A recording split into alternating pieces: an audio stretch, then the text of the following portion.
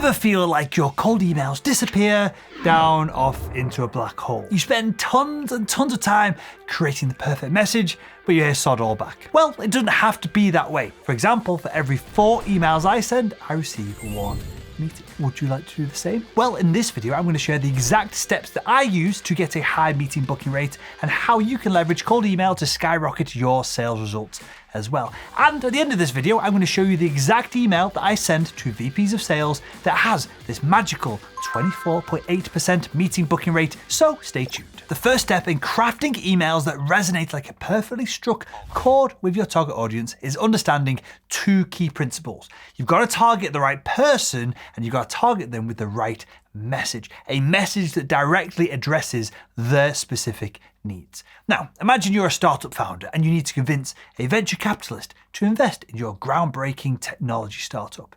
Well, you wouldn't walk into the meeting rambling and ranting about generic product features, would you?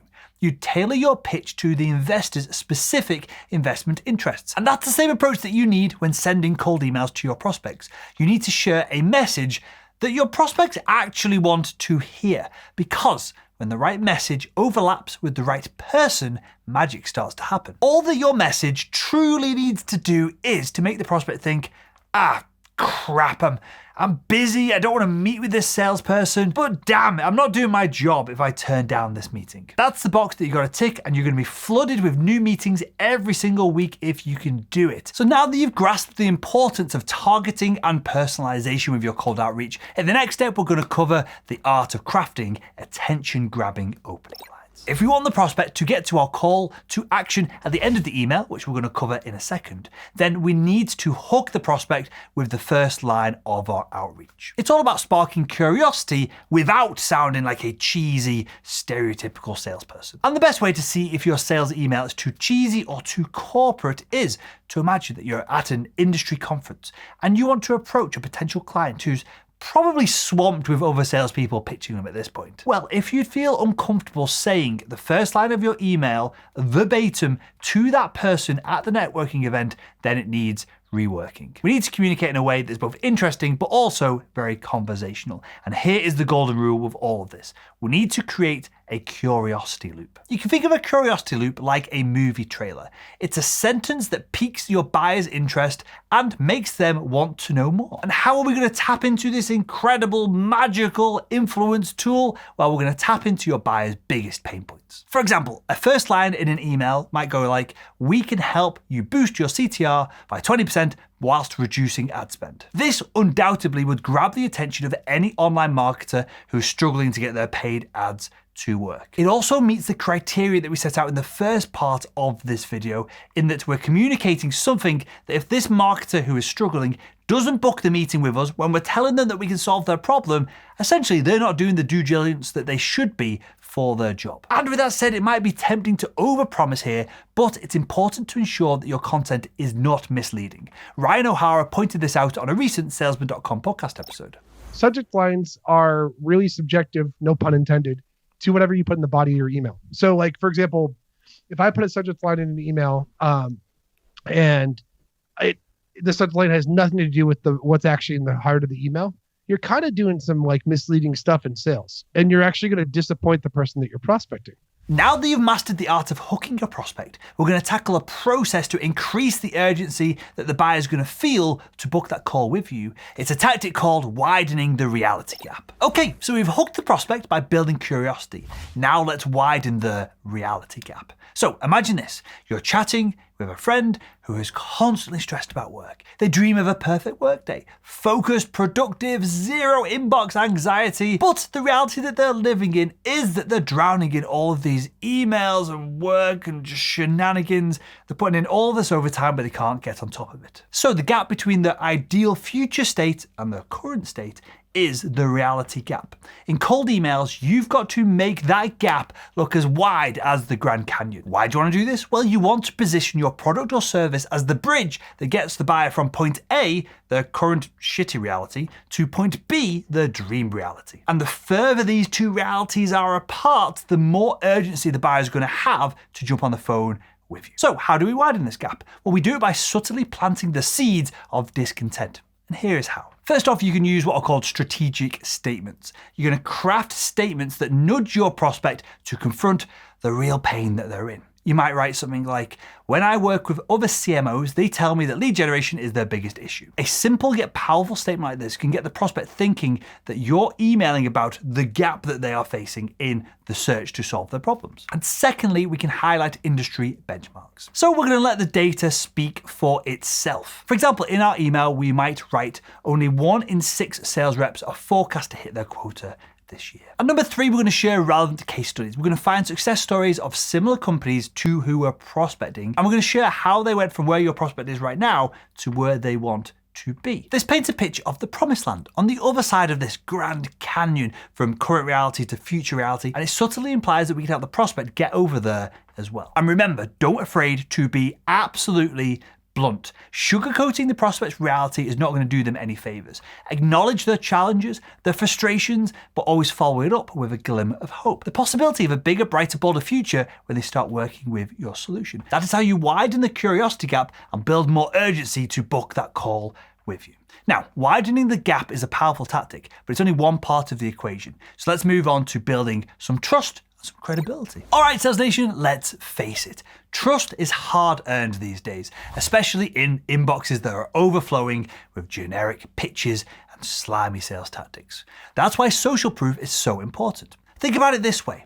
You wouldn't buy a new phone without reading a few reviews, right? And the same goes for your prospects. They need to see evidence of your product or service actually delivering the results that you are promising them before they're going to be willing to commit to jumping on a call with you. So here's how to sprinkle in that trust building magic. Number 1, leverage data and statistics. Numbers tend to pack a punch. So you might include a line in your email. Does your product boost client conversion rates by 25%? Mention it. Data adds credibility and it shows that you're not just blowing smoke at these people. But you've got to remember this, you've got to keep it relevant. Don't overwhelm your prospect with statistics. Focus on the ones that truly address their specific pain points. And number 2, showcase testimonials and case studies. Social proof doesn't get more powerful than real people vouching for your product. Feature snippets from happy customers or showcase dedicated case studies that highlight a similar company achieving success with your solution. These testimonials are absolute gold. If you head over to salesman.com, we've got a training program over there. All I do to promote that and build trust is just get page after page after page after page after page of video testimonials. There are hundreds and hundreds of them over at salesman.com, and they work like absolute magic on a landing page like what we're doing over there, but also within your cold email outreach. They show prospects that you're not just making empty promises. For example, let's say that you're selling an email marketing platform. You could mention statistics like, our clients see an average open rate increase of 30% after using the platform. And then to double down on the amount of trust that we're going to build in these cold emails, you might include a short quote from a satisfied customer like, the person's name says, since using your platform, our email marketing ROI has skyrocketed. We can't recommend you enough. So do you see how that works? Data grabs attention, and then a testimonial can add a layer of trust by showing real-world success. And social proof can be an absolute game changer when booking meetings with cold email, because there's so much crap being thrown at your prospects that a little bit of social proof can absolutely separate you from all of the other people in your industry. But with that said, there's one more element that is required to get those prospects locked into your calendar. In the next step, we're going to discuss the art of the clear call to action. Right, so far you've reeled the prospect in with a killer message. You've painted a picture of their dream future, and you've proven that you're not just another empty suit by building some trust. So how do you get them to take that next step? Well, that's where the call to action comes in. It's your chance to tell the prospect exactly what you want them to do next, whether it's booking a call with you or just responding to the message that you've sent them.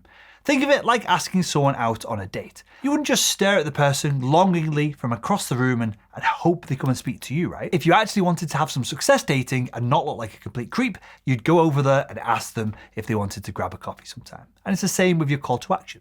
You've got to be clear and you've got to be confident about this next step of the email.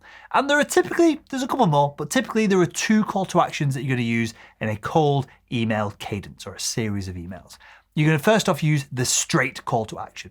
This is your let's get down to business approach. This is perfect if you've clearly addressed the buyer's pain points and you've showcased your solution's value.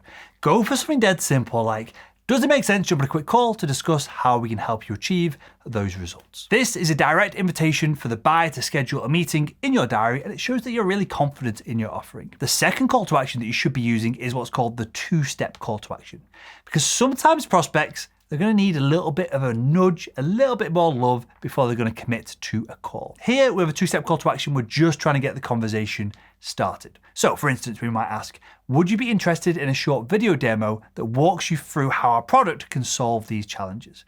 This option is less aggressive, less salesy, and it can spark a conversation with people that are just not ready to book a call with you yet. And remember, there is no one-size-fits-all call to action. The key is to choose the one that best suits the situation and the vibe that you're getting from the prospect. And think about it, if you could absolutely solve someone's problem in a massive way, very quickly, easily, and there's a positive ROI on working with you, then go for the straight shooter approach.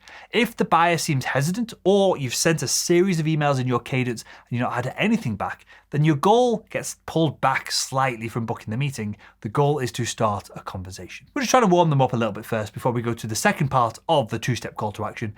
First part is get any response, whatever it is.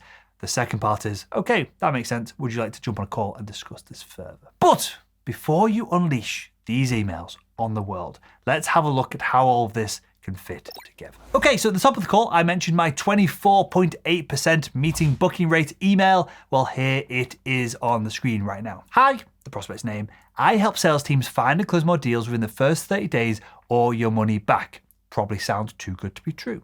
Makes sense to jump on a quick call and I'll explain how it works. I then wrap up the email with cheers, Will, or kind regards, Will. P.S. Over 2,000 sellers have been through our program over at salesman.com Academy. And that is it. I book tons of meetings on the back of this every single week. This email has the right message, find and close more deals, going to the right person, VP of Sales, who simply isn't doing their job. A VP of Sales is not doing their job if they don't investigate my offer in more detail. It also grabs the prospect's attention and creates a curiosity loop with the money back guarantee. And the prospect is wondering, how the heck can I make an offer like that when no other sales trainer makes such a claim and offers such a straightforward guarantee? I also start to widen the reality gap by proclaiming, does this sound too good to be true? This pushes the prospect's current reality of struggling to drive revenue, and we pull their dream and where they are further and further apart. I also add some social proof with the PS section. And finally, my call to action is really, really simple. I exchange the knowledge of how all of this works